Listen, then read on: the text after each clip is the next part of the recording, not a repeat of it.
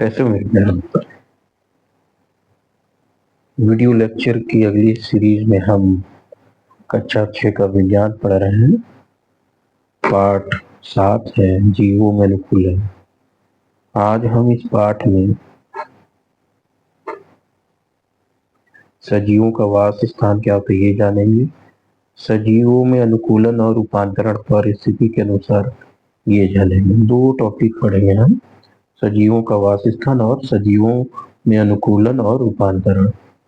वास स्थान होता क्या है बच्चों? जैसे कि हम एक गांव में रहते हैं, हमारा एक घर है, हमारा एक परिवार है, ये हमारा एक वास स्थान है। उसी तरह जितने भी जीव जंतु हैं पृथ्वी पर, उनका एक वास स्थान होता है।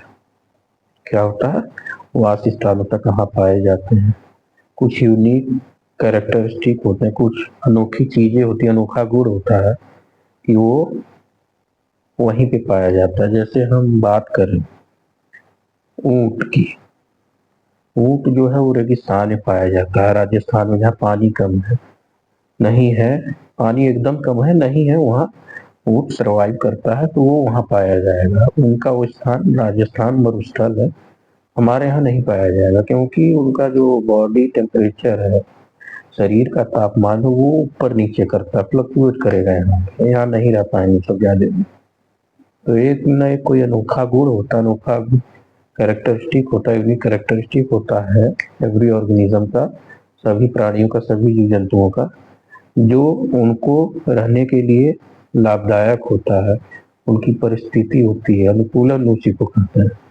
तो हम अनुकूलन ऐसे कह सकते हैं, जिस स्थान पर जीव रहता है उस स्थान को वास स्थान कहते हैं।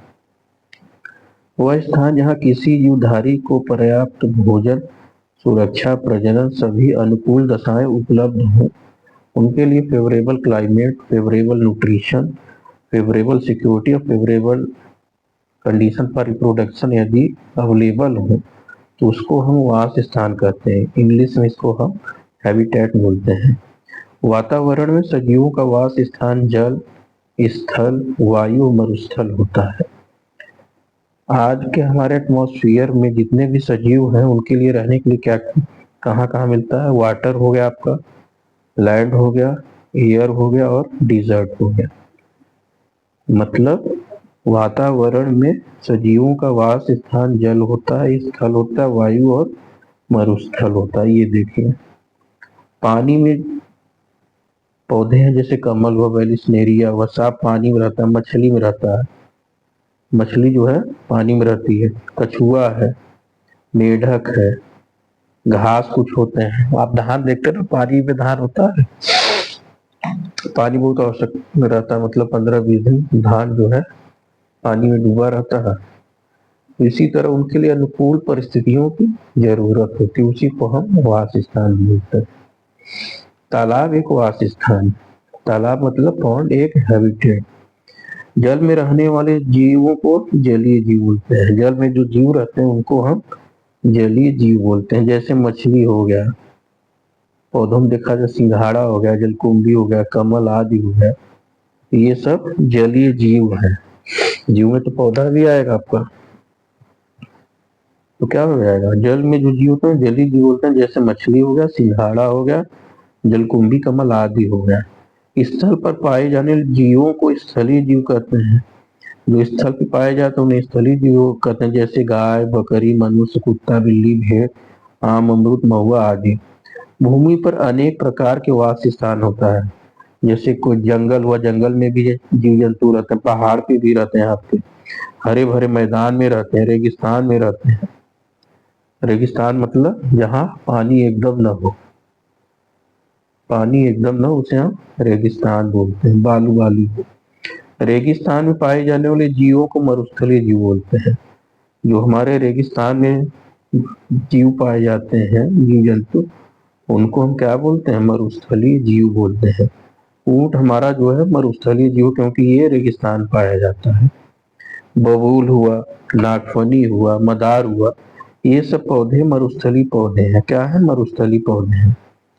बबूल, नागफनी और मदार कुछ जीव ऐसे भी होते हैं जो जल स्थल दोनों पे रहते हैं, उन्हें हम उभयचर होते हैं। क्या क्या होगा? मेढक आपका हो जाएगा, और मेढक, कछुआ, मेढक और कछुआ हो जाएगा उभयचर में। पिछली चैप्टर में बताए थे। ये देखिए, गाय और आम स्थली कर लीजिए, बैल और नीम स्थली कर लीजिए, मछली जलकुंभी जली, मेढक आपका हो जाएगा, क्या हो जाएगा? मेढक आपका उभयचर, सिंघाड़ा जली, ऊंट मरुस्थल नागफनी, वो ऊंट आपका मरुस्थली हो जाएगा, नागफनी आपका मरुस्थली होगा। सभी जीवों की शारीरिक संरचना जो होती है, संरचना जो होती है, इस तरह बनी होती है कि उनका जो वास स्थान होते हैं उनके फेवर में होते हैं, उनके रहने योग्य बने होते हैं। जीवों की शारीरिक संरचना में अंतर उनके वास स्थान में अनुकूलन प्रदान करता है। जैसे हमें कहीं जाना होगा तो हम जल्दी वहां नहीं रह पाएंगे। जैसे हमको भेज दिया जाए अरुणाचल प्रदेश, हम वहाँ की बोली भाषा नहीं जानते हैं तो हम वहाँ नहीं रह पाएंगे। वहाँ का खान पान अलग है, पहनावा अलग है, तो हमारे खान पान हमारे संस्कृति से वो भिन्न है, तो हम वहाँ जल्दी नहीं रह पाएंगे, अनुकूल नहीं, हमें प्रतिकूल लगेगा। हम अनुकूल वहीं रह पाएंगे, वहीं रह पाएंगे जहाँ हमारे लिए परिस्थितियां अनुकूल होंगी। उदाहरण के लिए मछली का वास स्थान जल है। यदि मछली का शरीर जलीय वास स्थान के लिए अनुकूल होता है, उसको हम यदि बाहर निकालें तो मर जाएगी। स्थली के रूप में सोचें कि उसको रखें, मछली को बाहर जब आती तो मर जाती है। तो उनका जो शरीर बना होता है मछली का, जल में रहने के लिए उनका शरीर उसी तरह बना होता है। उनका गल पड़ा होता है, गिल्स होते हैं, फिन्स होते हैं, और जो उनको अनुकूलन प्रदान करते हैं। इसी प्रकार ऊंट के पैर जो होते हैं लंबे और गद्देदार, जो तलुए होते हैं गद्देदार होते हैं, जो रेत में चलने और दौड़ने के लिए अनुकूलित होते हैं।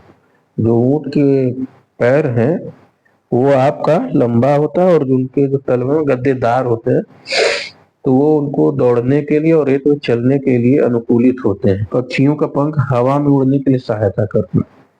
पक्षी हवा में वायु है तो वो हवा में उड़ते हैं, तो उनका जो पंख है वो हवा में उड़ने के लिए सहायता करता है, अनुकूलित है।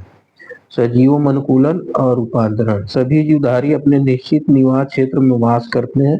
यदि इनके निवास क्षेत्र में परिवर्तन होता है तो इन्हें कठिनाइयों का सामना करना पड़ता है। वही बताया ना, हम अभी यूपी में, अरुणाचल प्रदेश में जाके यदि बसना होगा तो जल्दी वहां पे मन नहीं लगेगा, क्योंकि वहां का पहनावा, वातावरण, आपका संस्कृति, खान पान, हर चीज एकदम भिन्न है, जो हम वहाँ प्रतिकूल परिस्थितियां हमको सामना करना पड़ेगा, अनुकूल सामना हम नहीं कर पाएंगे वहाँ पे। इस प्रकार आम का पौधा जो था यदि हम तालाब में रोप दें तो क्या होगा बताइए? क्या आपने कभी ऐसा भी सोचा, जल के बाहर आते मछली छटपटाने क्यों लगती है, आम का पौधा पानी क्यों सड़ जाता है? क्योंकि वो स्थली है, स्थल पे रहते हैं। यदि पानी में जाएंगे क्योंकि वहां पे परिस्थितियां प्रतिकूल हो जाती है, अनुकूल नहीं होती। मछली पानी में रहती है, मछली पानी में रहती है, जब बाहर निकाले तो परिस्थितियां उसकी प्रतिकूल हो जाती है, अनुकूल नहीं होती, इस वजह से वो मर जाती है। और जो आम का पेड़ है स्थलीय पौधा है, जल में लगाते हैं तो वो क्या होता है, सूख जाता है, सूखता तो नहीं, सड़ जाता है, वो सड़ जाएगा, क्योंकि परिस्थितियां वहां पे उसके लिए, आम के लिए प्रतिकूल है। मछली जल में घुलनशील ऑक्सीजन को ग्लोम के द्वारा लेती है, गिल्स के द्वारा लेती है, और जल के बाहर निकालने वह सांस नहीं ले पाती है, मर जाती है। इसी प्रकार आम के पौधे पानी में रोप दिया जाता है तो आम का जड़ें श्वसन क्रिया नहीं कर सकती और पौधा समाप्त हो जाता है। ये देखिए, प्रत्येक जीवधारी को किसी निवास स्थान पर रहने के लिए उपयुक्त दशाओं की आवश्यकता होती है। इन्हीं उपयुक्त दशाओं के लिए जीवधारी ढलने की क्षमता को हम अनुकूलन कहते हैं। अनुकूलन कहते किसे हैं, इसको आइए देखते हैं। प्रत्येक जीवधारी को किसी निवास स्थान पर रहने के लिए उपयुक्त दशाएं आवश्यक होती हैं। इन्हीं उपयुक्त दशाओं के अनुसार जीवधारियों अपने को ढालने की क्षमता का विकास करते हैं, जिसे हम अनुकूलन कहते हैं। वातावरण के आधार पर जंतु, पेड़ पौधे, जलीय, स्थलीय, उभयचर तथा वायवीय भागों में बांटा गया है। वातावरण के आधार पर जंतु तथा पेड़ पौधों को जलीय जो जल में रहते हैं, स्थलीय जो स्थल पे रहते हैं, उभयचर जो जल और स्थल दोनों पे रहते हैं, उसको उभयचर बोलते हैं। क्या बोलते हैं? उभयचर बोलते हैं। और जो वायु में रहते हैं जैसे आपका पक्षी हो गया, ये वायवीय है। क्लियर। जलीय, स्थलीय, मरुस्थल ये क्लास में कराएंगे। जैसे नीम, गेहूं, चना आदि स्थलीय वातावरण, जबकि कुमुदिनी, जलकुंभी, कमल जो है जलीय वातावरण में होती है। इसी प्रकार शेर, हिरन आपके क्या हो जाएंगे, स्थलीय हो जाएंगे। मछली जल निवास जलीय हो जाएगी। नागफनी वातावरण, कुमुदिनी वातावरण अलग अलग है। नागफनी का जो है वो मरुस्थल में होता है। मरुस्थल के जो पेड़ होते हैं उनकी जड़ें लंबी होती हैं, पानी की स्रोत जहाँ होती है वहां जाते हैं। जैसे मदार का जो जड़ है 100 मीटर लंबी होती, जमीन पानी की खोज में रहती है। और इनका जो पत्ती होता है वो कांटों में रूपांतरित होता है, ट्रांसपीरेशन वाष्पोत्सर्जन न हो जाए। पानी का जो ट्रांसपीरेशन होता है वो नहीं होता है कांटों की वजह से। बबूल सबसे ज्यादा राजस्थान में पाए जाते हैं। आकृति, आकार, रंग, रूप, संरचना, आवास संबंधी लक्षणों का ऐसा परिवर्तन जो सजीव को विशेष वातावरण, सफलता और जीवन में रखता है, उन्हें अनुकूलन कहलाता है। ये देखिए, आकार, आकृति, रंग, रूप, संरचना तथा आवास संबंधी लक्षणों का ऐसा परिवर्तन जो सजीव जंतुओं के विशेष पर्यावरण को सफलतापूर्वक जीवित रहने के लिए सहायक होता है, उसे हम अनुकूलन कहते हैं। क्या कहते हैं? अनुकूलन कहते हैं। जंतुओं तथा पौधों में जलीय, स्थलीय, वायु अनुकूलन की विशेषताएं निम्नोक्त हैं। जलीय अनुकूलन क्या क्या होता है आइए देखते हैं। जब हम धान, अभी सब बात करते हैं, जब हम धान रोपते हैं तो उसमें अधिक देर तक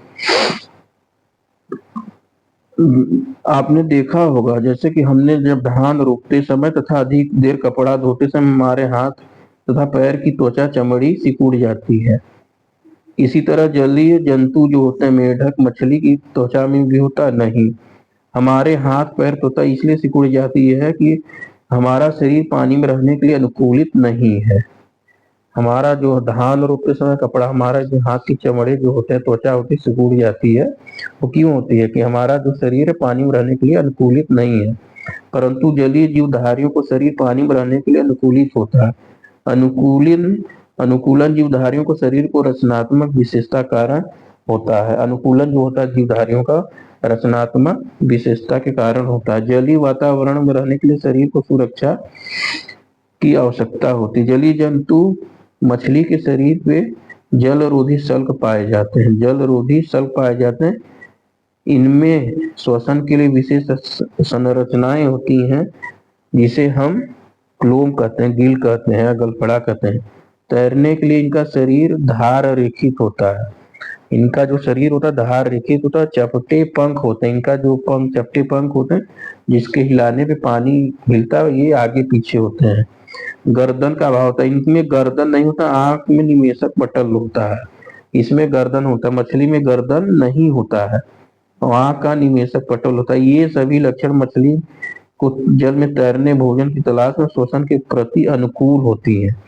इनमें जो होता है आपका गर्दन नहीं होता है, उसके बाद आंख का निमेशक पटल होता है, और इनका जो होता है इसमें नोटोकॉर्ड पाया जाता है। मछली में नोटोकॉर्ड पाया जाता है, याद रखिएगा। आगे क्लास में बताएंगे नोटोकॉर्ड क्या होता है। अन्य जंतुओं में अनेक विशेषताएं, इसी तरह मेढक में भी अलग विशेषता है। जमीन पे जब रहेगा तो फेफड़े से सांस लेगा, लंग से, और जब पानी में रहेगा त्वचा से सांस लेगा। उभयचर है। सेम कंडीशन कछुए में होता है। ये उभयचर का अभी आगे पढ़ेंगे। मेढक के जो पैर होते हैं वो पदपाद के पादजाल तैरने के लिए आगे का जो होता है ना, मेढक के जो दोनों हाथ हैं कहले बच्चों, तो पादजाल जल में तैरने में तथा लंबी मांसपेशी भूमि पर कूदने में सहायता करते हैं। ये जो आगे का मेढक के दोनों हाथ होते हैं ना, ये उसको हम पादजाल बोलते हैं। जल में तैरने के लिए और कूदने के लिए सहायता करते हैं। जल में त्वचा द्वारा और स्थल में फेफड़े द्वारा श्वसन करना भी बताया आपको। इस प्रकार जलीय पौधों में भी अनुकूलन होता है।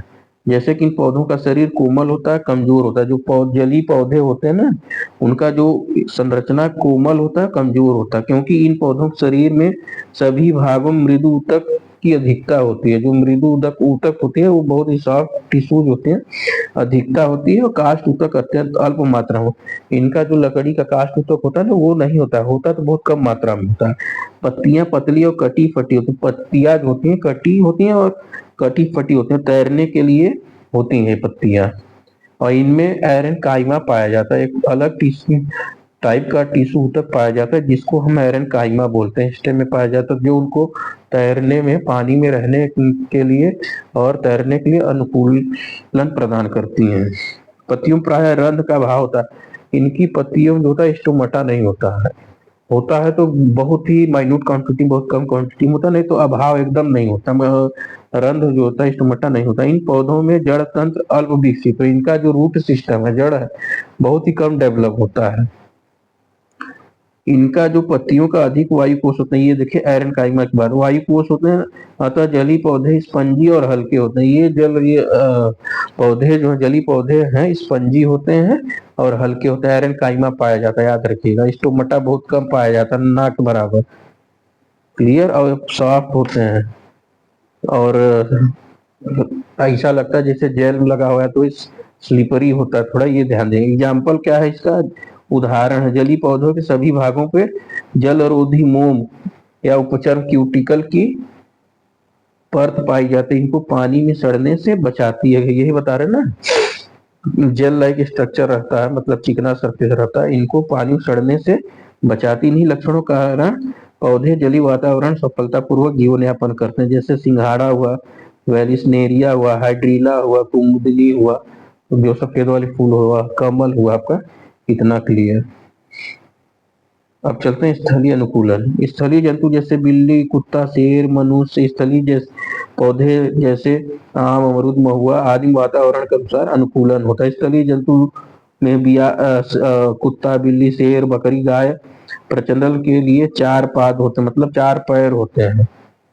प्रचलन के लिए, उनके चलने के लिए चार पैर होते हैं। सांस लेने के लिए विकसित श्वसन तंत्र होता है।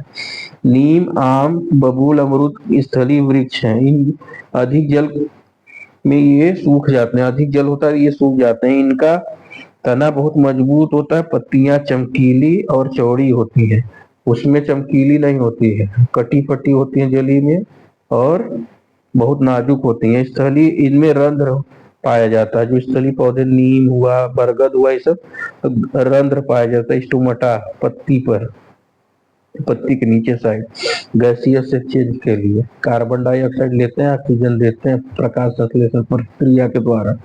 जड़ तंत्र अधिक विकसित होता है जल ग्रहण करने के लिए। जैसा कि हम जानते हैं मरुस्थल में रहने वाले जंतु विशेष परिस्थितियों का सामना करते हैं, जैसे पानी की कमी। मरुस्थल पहले बताया पानी की कमी होता है, तेज धूप होता है, गर्म बालू पर चलना होता है।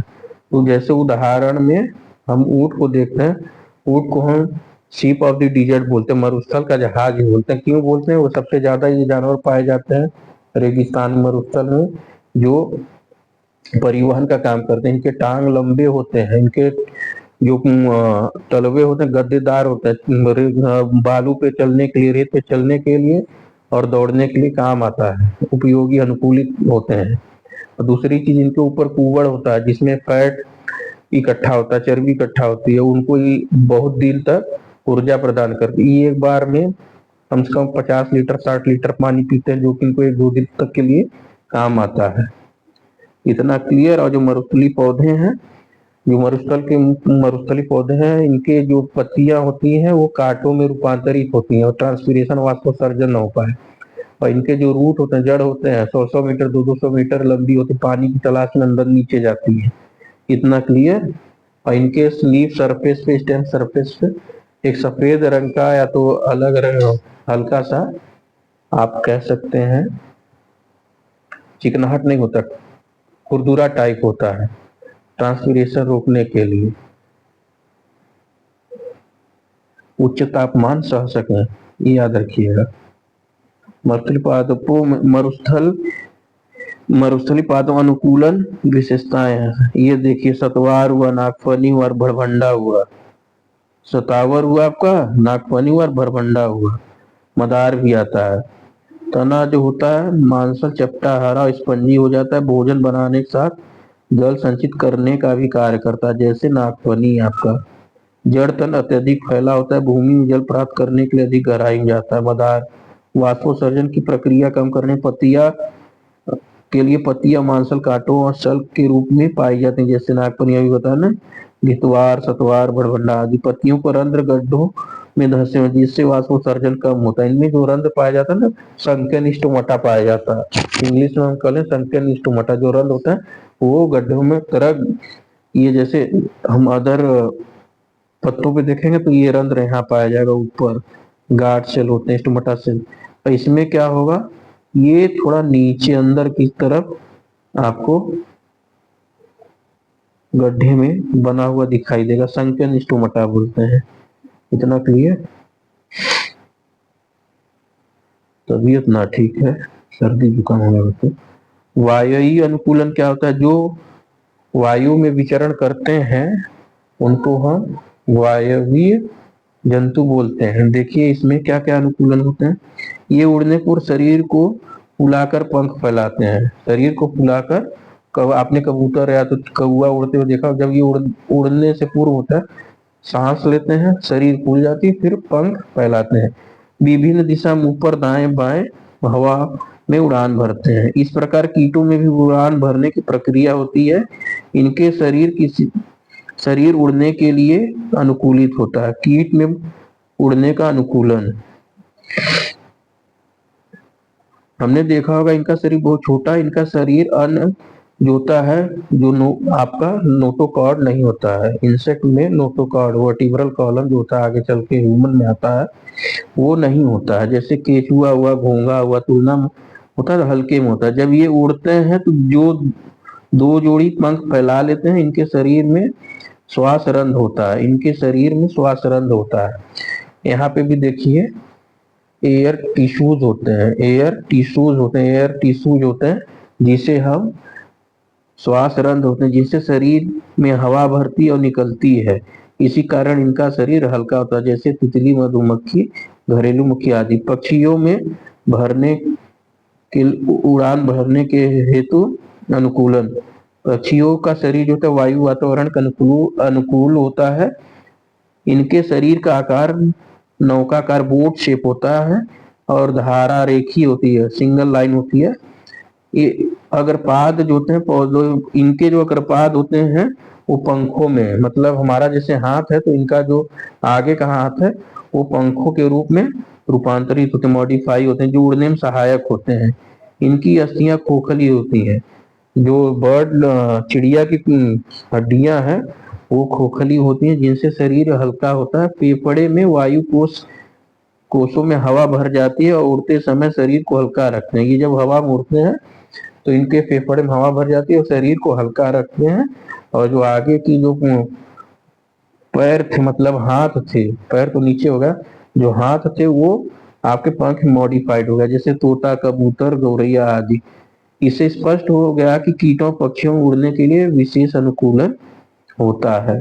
डायनासोर के बारे में हम लोग सुने थे, मैंने वीडियो भी दिखाया था। ये 65,000 70,000 करोड़ साल पहले पृथ्वी पाए जाते थे, जो कि विलुप्त हो गए।